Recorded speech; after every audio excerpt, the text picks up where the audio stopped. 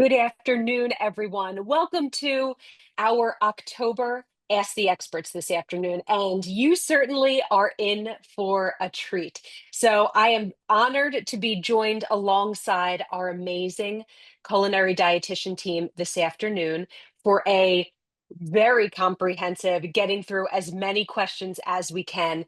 Ask the Experts segment. So today is all about easing side effects with nutrition. And if you hadn't already checked out our side effect guide on our Nutrition Hub, be sure to do that. It's a great, easy to use reference. We'll be popping that link in once we get going this afternoon, but we'll be tackling as many questions as we can. So before I move on, first, as usual, I want to give a big thanks to our education sponsors this afternoon. They continue to support our initiatives to bring experts like our culinary dietitian team in and experts from around the country in varying topics and modalities to connect and educate the Unite for Her community. So today's Ask the Experts is presented through UFH Connect by West, Merck, Lilly, Novartis, and Gilead Sciences. We have support from our gold sponsors, Pfizer, GSK, and Daiichi Sankyo, and additional support from AbbVie, Tercera Therapeutics, and Veristem Oncology. So we are so grateful for their ongoing support, and it sure has been a very busy month. So be sure to check out our video library for all the recordings of all of the events that have taken place this October. So before we move on, if you are new to our Ask the Experts, allow me to introduce myself. My name is Erin Pellegrin. I'm our Senior Director of Culinary Nutrition and Education. You often see me leading these events along with our founder, Sue. We love our Ask the Experts. We're excited to be streaming live on Facebook. So if you are tuning in with us, be sure to use that chat if you have questions about side effects of your own, and we'll do our best to get through as many as we can. Now, I said this is our final event of October, but that does not mean we do not have more exciting events coming to you this November, starting with an Ask the Experts on Friday, November 7th. So join us live here on Facebook again at 1 o'clock Eastern. We'll be talking about oncology massage. So learning a little bit more, asking some common questions that our providers get all about the difference between oncology massage and other massage techniques. I'll be joined by Unite for Her provider and licensed massage therapist, Lynn Rosel. After that, we have a virtual hangout. It's a really wonderful panel taking place on Wednesday, November 12th at 5 p.m., all about life after treatment. And we're touching on mental health, sexual health, exercise, and nutrition. We have a panel of really tremendous experts discussing all about what life looks like and how to really support overall life after treatment, followed by a really fantastic segment Thursday, November 13th. We have a speaker series, and this is our beauty and makeup focus. So we'll be joined by Jolene Hart, our beauty advisor, and makeup artist Rebecca Cashano. She will be tuning in from LA and teaching us all some of the basics about applying beauty no matter where you are in treatment and in life. And then finally, we're not leaving the holiday season in November without being joined again by our dietitian team. So please come back on Wednesday, November 19th for our virtual hangout. It's another one of our Cooking Methods 101, 5 p.m. Eastern Time. Together, we are setting that holiday table. So we are celebrating the season with a four-course meal designed by our dietitians that is festive, nourishing, and full of flavor. So all of our events you can view on our Facebook page, follow us on social media and our newsletter. And of course, if you can't join us, all of our segments are recorded and you can check them out at uniteforher.org/UFH Connect. Now, that's a mouthful, but I'm excited to join our team. So without further ado, please join me in welcoming our panel for our discussion today, my esteemed colleagues, Aubrey Red, Michelle DeCristofaro, and Catherine Romero, as we start this conversation. So let me bring all of you on. Good afternoon, everyone. Thanks for joining me. So excited. Such a hot topic. Lots of questions. I'm excited. Yes, wonderful. And Aubrey, you hit the nail on the head. We got a lot of great questions from our audience, and there's a lot to cover with side effects. So, we are here to help. So, let's dive right in, and we'll be bouncing through our panel. But again, if you're tuning in live on Facebook, feel free to use that chat to put in some live questions. We'll get through as many as we can. So, jumping off, Aubrey, one of the most common concerns our members share with us is all about fatigue. Many people notice their energy levels drop during treatment. So, can you speak a little bit as to what kinds of foods or strategies could help someone provide more consistent energy throughout their day? Absolutely. I think fatigue comes with many of the treatments, right? Chemotherapy, radiation, recovering from surgery, hormone therapy. So we see fatigue a lot across a broad stem of different treatments.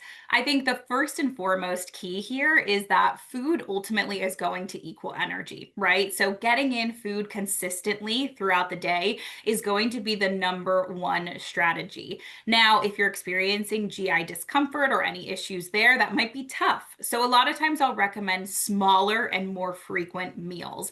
Really helps to make sure that we're getting consistent energy regularly throughout the day. So, typically in this time, if you're having a lot of fatigue, I would recommend against something like intermittent fasting, where we're not getting energy for large periods of time. Now, when it comes to what types of foods, a lot of times I think we sometimes view carbohydrates in a negative light, but at the end of the day, carbohydrates are going to be our body's and our brain's main source of energy. So choosing those fiber rich carbs like beans, lentils, whole grains, and our fruits and veggies, spacing them out and getting a little bit with each meal is a really great way to help kind of prevent some of that fatigue. And then, last but not least, if you're really struggling, I think leaning on your community, right? Your friends, your family, your loved ones, asking them to prep meals for you and bring things over so that you do have food available when you need it. I love that. And I'll tell you, one of the questions that we got from our audience about fatigue in general really circled around poor sleep. And this individual said they have a lack of energy as a result of poor sleep. So, are there foods that perhaps could help someone improve the quality of their sleep that may ultimately result in improving their fatigue as well? Sure, definitely. I think first and foremost, those complex carbohydrates, so the ones that have fiber that we just mentioned.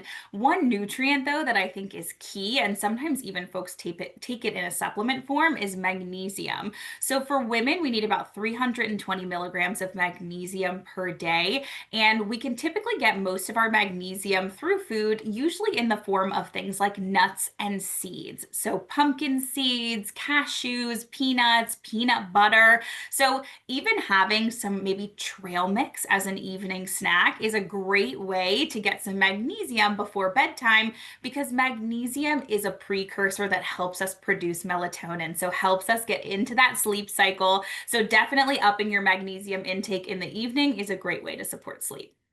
I love that idea. And I love the suggestion of trail mix because I think sometimes we just want that little like crunchy snack. And so if we're supporting our sleep with that, what a great idea. So I love that.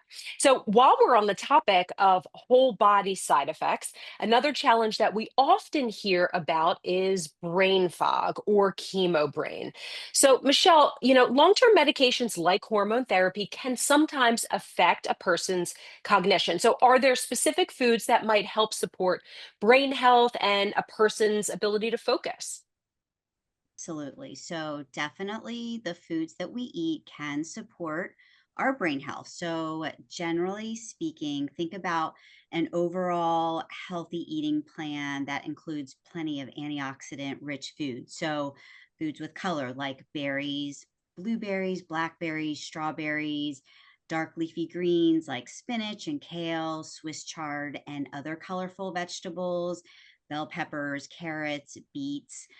These foods can protect brain cells from oxidative stress, which can contribute to cognitive decline.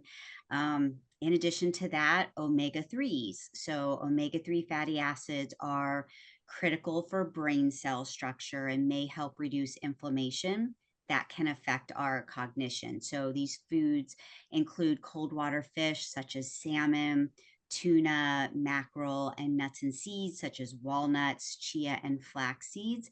And also trying to have a good source of protein with each meal to balance our blood sugar levels, which can maintain mental clarity and focus. For example, if you were just to have an apple as a snack, that is a carbohydrate, your blood sugar level will rise, it'll drop, and you might feel hungry a little while later. However, if you paired a good source of protein with that, like a handful of walnuts, that's going to stabilize your blood sugar level and help with that clarity and focus. So a little tip there on what that means about balancing your blood sugar levels. If I may, Erin, can I propose a non-food idea also for brain Please health? do. Good, good. Absolutely. Didn't know if we were just doing food, but exercise. So it is the one of the most effective ways to combat cognitive decline. So whatever exercise or movement. So I even hate to use the term exercise, just keep moving, get in some type of physical activity every day. That's going to help. Other little things, avoid multitasking. So that's so hard this day and age, right? But trying to focus on one task at a time, maybe do harder tasks when you feel your best. I am a morning person, like an hour after I get up, I'm on fire. So I try to do my hardest tasks then. Set reminders, sticky notes, a written calendar, or use technology. We can now set alarms on our phone. Other little things, engage in brain games like crossword puzzles, um, games on our phones, anything to keep your mind busy. So I think a combination of both foods and these non-food ideas can really help with that brain health and cognitive health, cognitive And decline. I'm glad you mentioned that, really that whole person approach as well, especially when we're thinking of our brain health, because it is not always linear. So I'm glad that you shared those reminders for sure. Yes. So certainly in the conversation around hormone therapy, cognitive function, brain sharpness is certainly something that could be affected. But we know that hormone therapy also comes with other side effects such as vasomotor symptoms like hot flashes, night sweats, that sort of thing. So we did receive a number of questions from our community ahead of time on foods that may help these. So Aubrey, any tips on foods that can support things like those vasomotor symptoms that can be so impactful to a person's day and their quality of sleep? Absolutely. Yeah. I think first and foremost, it may sound self-explanatory, but keeping cooling foods on hand can be so helpful, especially if you're home and you're having a hot flash, having something like popsicles or ice cubes or frozen fruit, something that you can just suck on as like a lozenge to help support cooling down your body when you're experiencing a hot flash. Now, we know that hot flashes can be very disruptive to your day, but also your sleep as well too. So we want to try to minimize hot flashes as much as possible, right?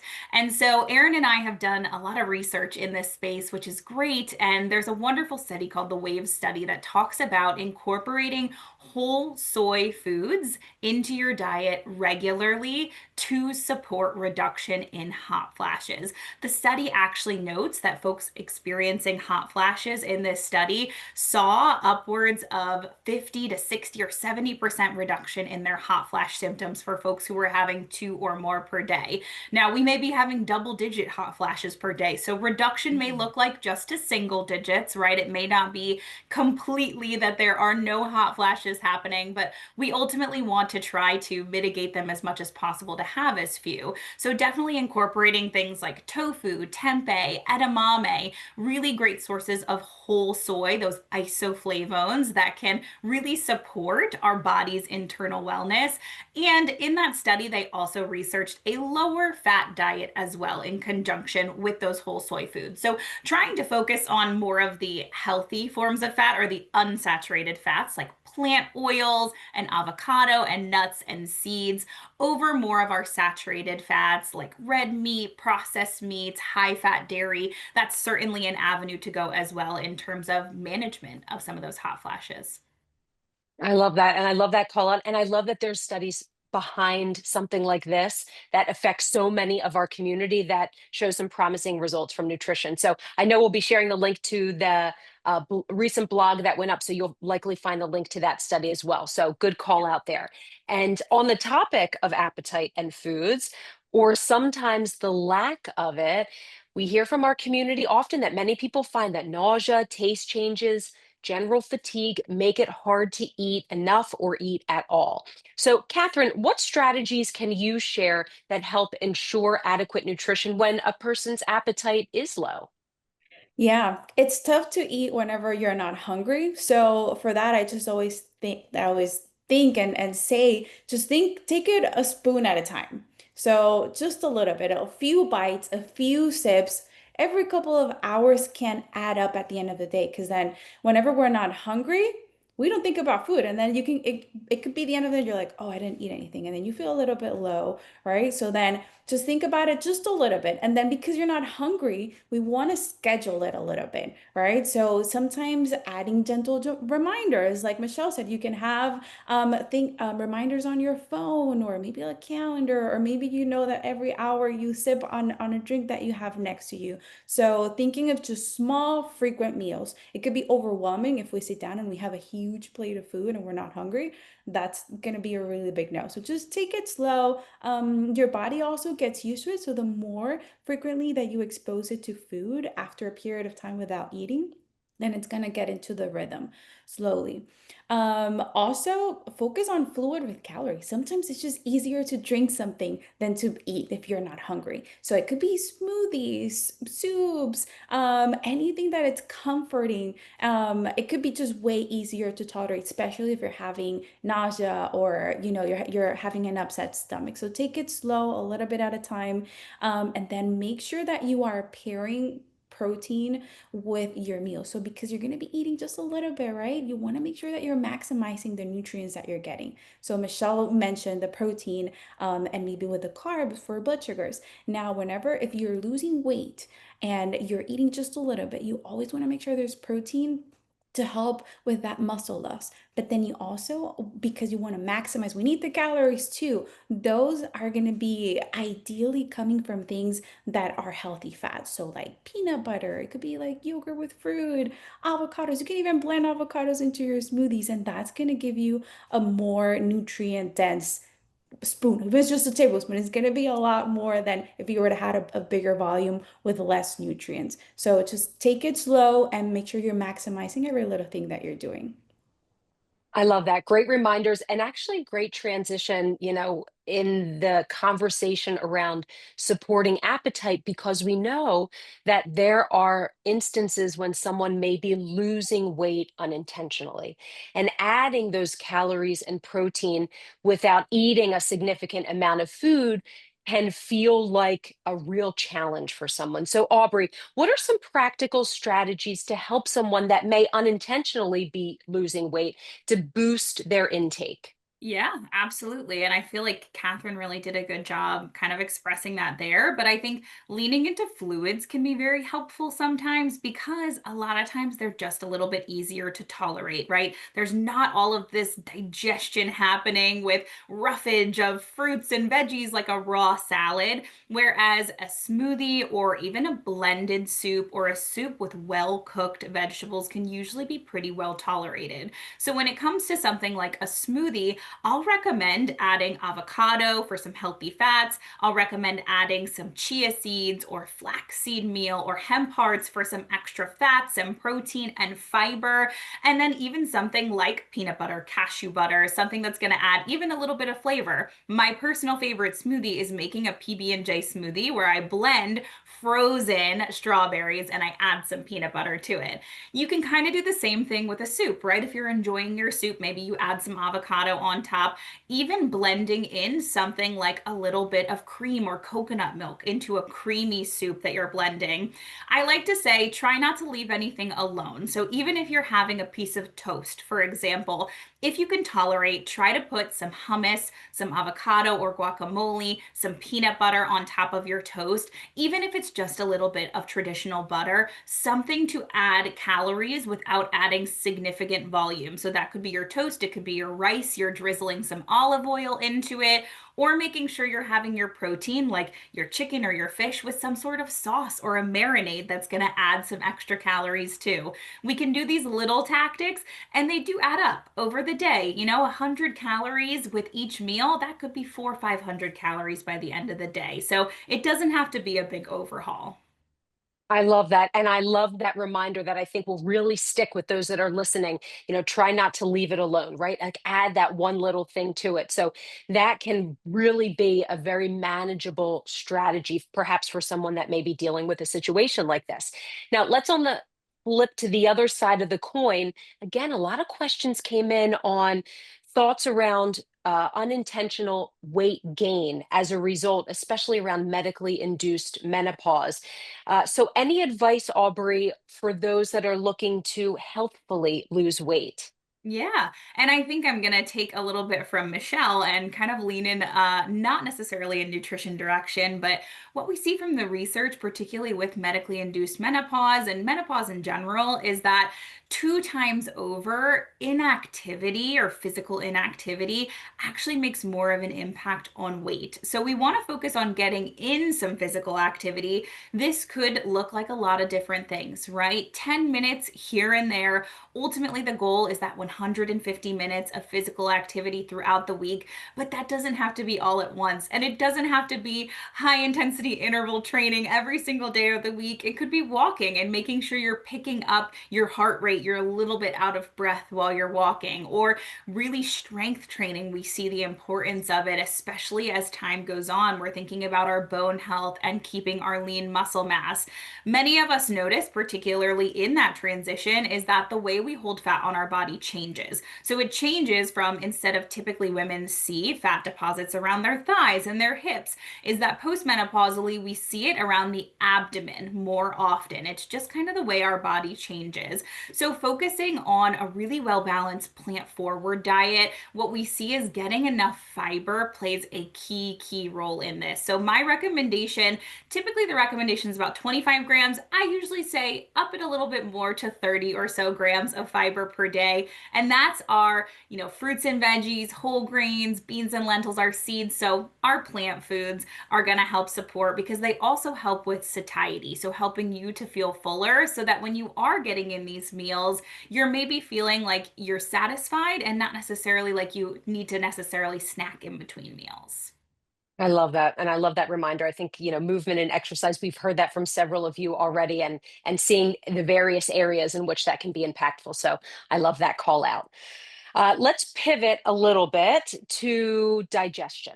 So let's talk a little bit about digestive changes, which is also a really big topic when we're connecting with our Unite for Her community. So, for example, nausea and vomiting can be two pretty big concerns for our members. So, Michelle and Catherine, let's pick your brain a little bit. What foods are generally the easiest, or what do you usually tell our members when you're connecting with them? Those that are easiest on the stomach to help manage these two side effects. Yeah, so it's a dual issue, right? The nausea, and we're afraid that if we're nauseous and we do force ourselves to eat, then we are going to vomit. So it's thinking about trying to tackle that nausea problem first so we can get something in. So the key is for nausea is to choose foods that are gentle or bland, meaning foods that don't have strong smells or include heavy ingredients or seasonings. For example, cooked fish or seafood, fried foods that are heavy, foods cooked in butter, cream, or cheese that are heavy, spicy foods like chilies, curries, or just even anything cooked in the microwave. We know that when we cook something in the microwave, it fills the kitchen. So just be mindful, or for those that you live with, to maybe not be reheating in the microwave or something that's going to generate a smell that's very off-putting. So maybe cold or room temperature foods or beverages, they're often more easier to tolerate as far as smell goes, because it's usually when you have that smell, that's that's what can trigger nausea. So think about things that are like simple carbohydrates, have them on hand that are easy to nibble on when nausea hits. So like plain toast, crackers, white rice, just small bites here and there. So resize your expectations of what a meal is going to look like and just focus on little bites, little snacks throughout the day. If you can tolerate more than toast or crackers, try a light protein for energy, such as scrambled eggs, maybe some Greek yogurt if you are tolerating dairy. Sometimes dairy is the first to go off the list, but that's something that can be a little bit lighter. And of course, do your best to stay hydrated. Dehydration can worsen nausea. Small sips of water, clear broth, or unsweetened tea, ginger or peppermint can help relieve queasiness. So, if you think that that's something that you can get down, even having the tea at room temperature, fresh ginger tea, ginger chews, or ginger ale with real ginger can also calm the stomach. Again, going to those non-food strategies. Emerging evidence shows that practicing mindfulness and deep breathing can lower the severity of nausea. So just being in the moment, taking your time, eating slowly, again, just small bites can possibly be all the difference to get something in you. So Catherine, I'll turn it over to you if you want to go to part two of that answer. Yeah, sure. I think you pretty much cover all of the really big ones, the common ones. Again, everybody's also different, so there might be certain things that you get triggered by and that we might have said that could make it better. So again, with the mindfulness, also listen to your body. What do you think? Sometimes you're like, well, maybe you're a little nauseous, but you're craving something. Go for it, try it. I also think that temperature, not only on food, so things that are room temperature or cold are generally tolerated better when there's that feeling of nausea, but also the room. So if the room is just the thought of it, right? Like just if the room is warm and you're feeling nauseous, it just makes it worse, kind of like car sick. So try and stay within a cool room, again with the smells. And then I also like to say try if you feel like nothing is working, right? So we can try the bland and gentle foods, just simple things like bananas, white rice. If nothing is working, then step it back a little bit and then do clear liquids. Things that, don't really have any flavor, but they're a little bit clear, and then you can drink a little bit. That way you're getting a little bit of nutrients again with the liquids, but with them being clear, it's more likely that it'll be a little bit more soothing. So like could be like Jello, it could be like ice cream, but more of like popsicles, the ones that have some type of at least some fruit in it. So you're getting a little bit of everything. But then again, it's just listening to your body and just trying different things. Also, if you know, right, if this is a part of your treatment and you already know the days that you're going to be nauseous because it's like day 4 or 5 or 6 and 7, just prep ahead of time, right? Because if one of the common triggers is that smell, but you know you have certain things that you can tolerate, just prep ahead, freeze, and then by the time they're ready, maybe heat them beforehand and then prep, for an hour for you to eat an hour later. That way you're avoiding, having to cook while you're feeling nauseous, because that's probably not going to work. I love that. Both great suggestions. And I love the call outs, even thinking of the environment, right? Like the temperature of the room, be strategizing your schedule. So I think even beyond just the food that can help those symptoms, those are really great suggestions as well. And I will encourage anyone that is watching us live on Facebook, remember, put your questions in that chat live. We are monitoring that. So if you have particular questions we haven't covered, feel free to put those in. Moving on, some members, so we've talked a little bit about upper GI. Let's shift a little bit to our lower GI. Some members struggle with constipation during treatment, not unusual. So, Aubrey, are there foods or drinks that you often recommend that can help to keep things moving gently? Absolutely. And I think you nailed it too by saying food and drink, because I think that is a key part of the component. So, getting adequate fiber, various sources. So, there are soluble and insoluble fibers. Most foods have a little bit of both. So, in those terms, getting lots of fiber rich foods, which we touched on before.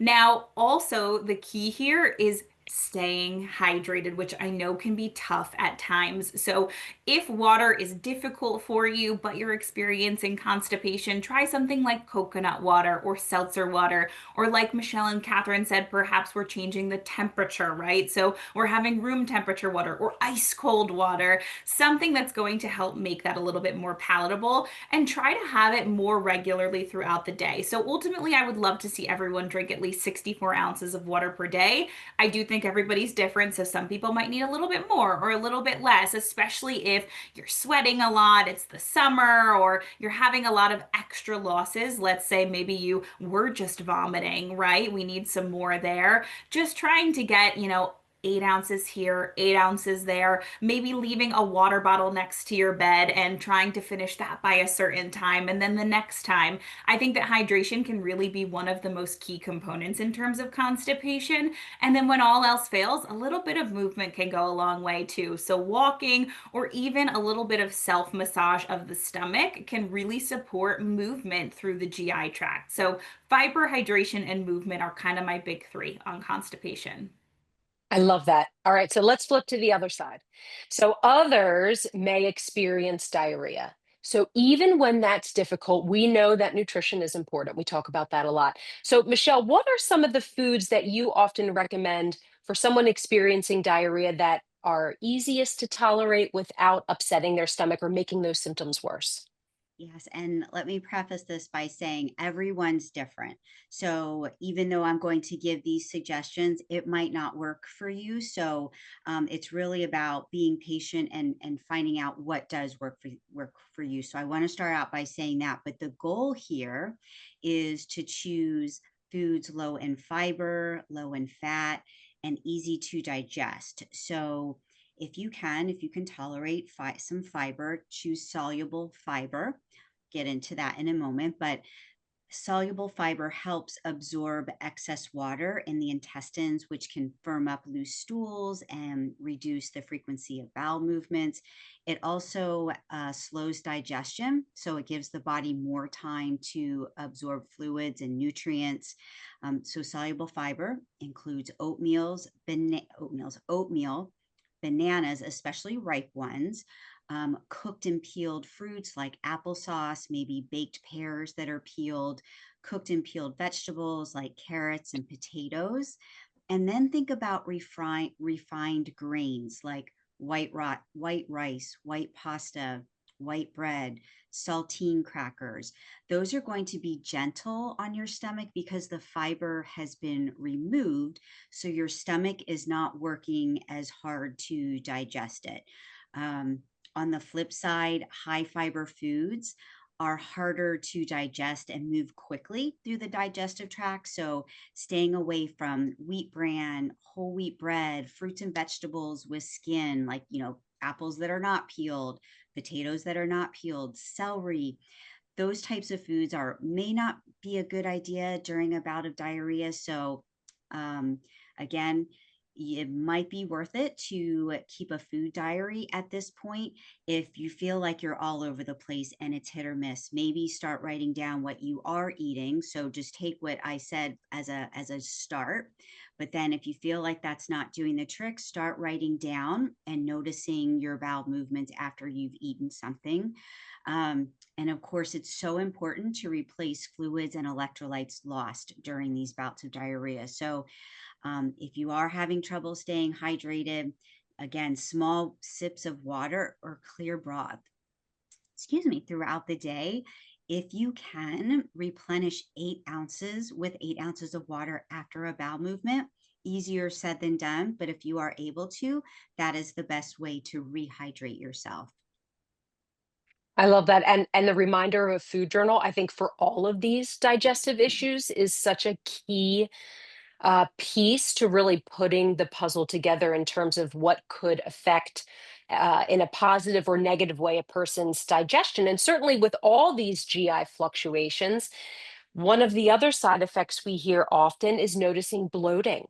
So, Aubrey, we had a great question from one of our Unite for Her members. So they asked, how do I decrease the bloating feeling in their stomach? So, what do you usually suggest in this instance? Yeah, really great question. And I hear about bloating a lot. I think people are also just more cognizant of it, right? And noticing these changes in their body. So I totally agree with the journaling. I think that's a great way to identify if there are any triggering foods that are causing some bloating.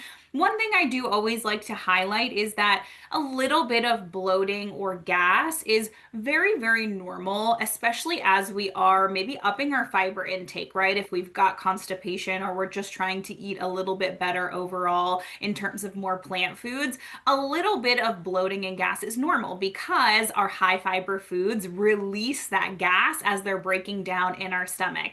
Now, when it becomes uncomfortable, that's when we have a problem. So, one key tip is really spending time with your food, making sure that you are chewing your food thoroughly until it is all the way broken down in your mouth. We even have some digestive enzymes to break down carbohydrates in our saliva. So if we can start the digestive process early, right, by chewing our food thoroughly, we're going to have less of that breakdown in our stomach. Now, there are also herbal supports as well. So I always say cooking with a lot of herbs and spices can be great, particularly something like ginger. Ginger has an active compound called gingerol that actually has been shown in studies to decrease that gas production from high fiber foods. So cooking with things like ginger or mint or other herbs can be a really great way to break down some of that bloating as well too. I love that. And great segue. You mentioned, starting digestion in our mouth with the enzymes in our saliva. So let's talk a little bit about mouth and throat discomfort. And oftentimes when we think of difficulty with eating, we forget that our oral cavity could have a lot to do with how well we tolerate food. And we know that this is also a common issue. So when eating is painful, Aubrey, what are some of gentle soothing options that are available to a patient that's experiencing this that also provide nutrition? Sure. And I think we've kind of talked about a lot of them, right? In some other aspects. I think one thing is still thinking about that temperature aspect. Sometimes when we're having oral issues, Mm. too hot or too cold can be quite painful. So, room temperature fluids and foods are often best. Typically, I'll recommend sticking to more of like a thin liquid or a pureed food diet. So, this could be mashed potatoes or mashed sweet potatoes. This could be a pureed soup. This could even be something like a smoothie that you're having, or just kind of trying to have like a spoonful of peanut butter, for example. We want to have these really easy, smooth items, avoiding things that are going to be very spicy, very acidic, or very like crunchy and hard. We want to think about smooth foods. So, yogurt, eggs, think about those things we talked about with like easy to digest options. A lot of those are going to be good for oral issues as well too. And sometimes we need some support, right? We might need something like a magic mouthwash, or we may need to make our own oral rinse with water and some baking soda, really to clean out the oral cavity, especially if we're having issues with sores as well. So painful, I know. And another upper GI issue that we often hear about is acid reflux. So, Michelle, I'm going to ask you, are there particular dietary triggers to watch for? And what changes can help reduce the discomfort of a person experiencing reflux? Yes, absolutely. So some foods more than others can trigger reflux. So this includes spicy foods such as hot peppers. Excuse me, the dog is barking. Excuse me, 1 second. That's okay. They might be hungry. And I Sorry will say about with that. all of this, we've Sorry got about that. I'm we've back. got that's I okay. That's okay, Michelle. I'm just sharing we've got lots of resources that we're popping along as everyone is answering all of your questions. So go ahead, Michelle. Great. Sorry about that. Just wanted to shut my door. So, some foods more than others, like I said, can trigger reflux. So, this includes spicy foods such as hot peppers, chili powder, again, salsa, acidic foods such as tomato sauces, citrus fruits like juices, citrus fruits juices like oranges or lemonades. Other common trigger foods include garlic and onions, especially if they're raw, peppermint, carbonated beverages, also foods with Mhm. caffeine, such as coffee, chocolate, sometimes greasy, fatty foods, such as French fries, fast foods, fatty cuts of meat, rich foods, or snack foods with added fat can trigger reflux also. So it's best to refrain from those as well. And of course, alcohol. Alcohol can be a trigger. Again, the foods that I named are common foods, but it may be different for you. So, bringing in that food diary again to determine how you're feeling, maybe a few minutes after, or an hour later, or a few hours later, can help identify your specific triggers. Non food options: eat slowly, eat small portions, and give yourself time to digest, even in between meals. So maybe for you, it's eating, but you need to wait 3 to 4 hours before you introduce, start eating another meal. Not laying down directly after a meal. So not eating before bedtime, giving it a few hours. Maybe when you do go to bed, sleeping at a 45-degree angle, so your food starts to, gravity is pulling your food down. And also keep in mind, constipation can aggravate reflux symptoms. So having a regular bowel regimen, and just, everything that Aubrey said to reduce your risk of constipation. I love that. I love that. Great call outs. And we've talked about oral sensitivity, acid reflux, taste changes come up a lot with chemo as well. So I know we've got just a couple minutes left. So, Catherine, I'm going to let you round us out this afternoon. So, some members often, and many members tell us they notice metallic taste or foods that just don't taste the same. And in fact, we had a member submit a question. They said, I've used plastic utensils. The taste of normal foods is just almost nauseating. So, what suggestions do you have for ways to make food more palatable in these situations? And we'll even include water with that. So, a lot of times we hear that even water tastes funny during these instances. So, what do you often share to help both the food and the hydration aspect of taste changes? Yeah, and that's a really good point of like what we've been going around where it's like everybody's different. We might be saying some things like the plastic is one that we typically add on. It's like, okay, all right, try plastic. It didn't work for this particular member. That's okay. We have more options. We just gotta keep trying something different until something works. So if not plastic, then I would say try bamboo utensils. Also, keep an eye out on your cookware because then that metal can also transfer. So try avoiding to with the things that you're cooking for them to not be metal, to Mm. do bamboo as well. And aside from that, aside from changing already things that are within the recipes, right? So the utensils, the cookware, hydration is very important. So if your mouth is dry, then the taste is going to be even more dull. So try hydrating before eating, drinking a little bit of water or something to hydrate your tongue, and then that might enhance some of the flavor. If not, there's also things that you can add to make or change some of that metallic taste. And that would be with acidity or something citric, like lemon, lime, vinegar. You can also add some like pickle vegetables. And I know that Aubrey loves pick and anything pickled. And so we have a lot of cool recipes from from Aubrey. Or if you want to do your own pickled things, we definitely have that for you. You want to brighten those flavors up a little bit more. Be mindful if you have those mouth sores, definitely do not do this.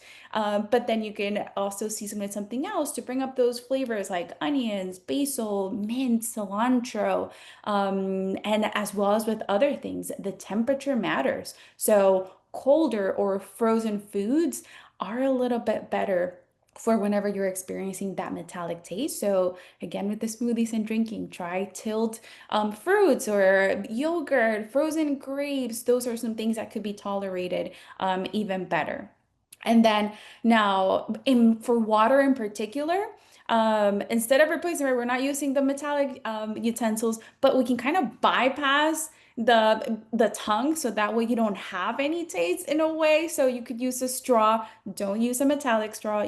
Try to use a plastic one, a bamboo one if you can find one, or just something else that's not metal. A temperature, again, it matters. Ice cold water can be tolerated a little bit better, but everybody's different. So maybe you tolerate warm or more temperature water. And try different things. So try to get, if regular water won't do it, just try different things. Get a little bit creative, right? If you like water infusions, so add a little bit of lemon, orange, some strawberries, some herbs.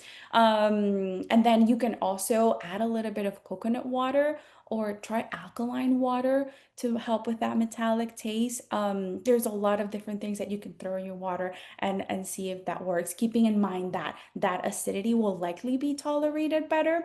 And then if anything, there is some water in a lot of foods that we eat, right? So if not water, and then you like soup, perfect, you're getting water in there. Watermelon is really high in water. Cucumbers are excessively high in water. And that could be another way of also getting some water in throughout the day. I love that. So many options. And I think that just having those variables and different ways to try to get food and nutrition and hydration in when taste is such a challenge, all of those are such great reminders. And truly, we covered a lot today. So I want to thank our entire dietitian team. We covered as much as we could, but we know that there were several questions from our community, from members that we could not get to today. But in the chat, we want to highlight where you can find more information from our wide database of resources. As always, we encourage our members to schedule a nutrition consult with our team. They are always available to you so we can help and provide more personalized guidance. So we've got resources for hair thinning, joint pain, heart health like cholesterol control, eye health, glaucoma, wound healing. So our nutrition hub is a really comprehensive place to find additional information. So if we weren't able to get to your question today, please dive in. We'll be sharing those links in the chat. So with that, what a dynamic team. Thank you all for being here and covering and providing such clear information and guidance and tips to our Unite for Her community. You truly are the best. I am so fortunate to work alongside all of you. So thank you so much for joining me this afternoon. Thanks for having us. Thanks. Wonderful. You. You're welcome. Well, we've got a lot to come. This wraps up our October, but I will just share one reminder because I am with my incredible dietitians that we work alongside. At the end of November, we have a virtual hangout. So if you enjoyed being with us today, come back on Wednesday, November 19th. 5 p.m. We have our quarterly Cooking Methods 101, and together we are setting the holiday table. So we will be putting together a seasonal four-course dinner designed by our RDs. And not only will it be festival, we'll have a party afterwards. It'll be festive, it'll be nourishing, and it will be full of flavor. So please join us, but stay tuned for all of our upcoming education events that we have all month long. And then finally, I do want to share once more a huge thanks to our education sponsors. So again, today's Ask the Experts was presented by West, Merck, Lilly, Novartis, and Gilead Sciences. We have additional support from our gold sponsors, Pfizer, GSK, and Daiichi Sankyo, and additional support from AbbVie, Tercera Therapeutics, and Veristem Oncology. So thank you all for joining us this afternoon.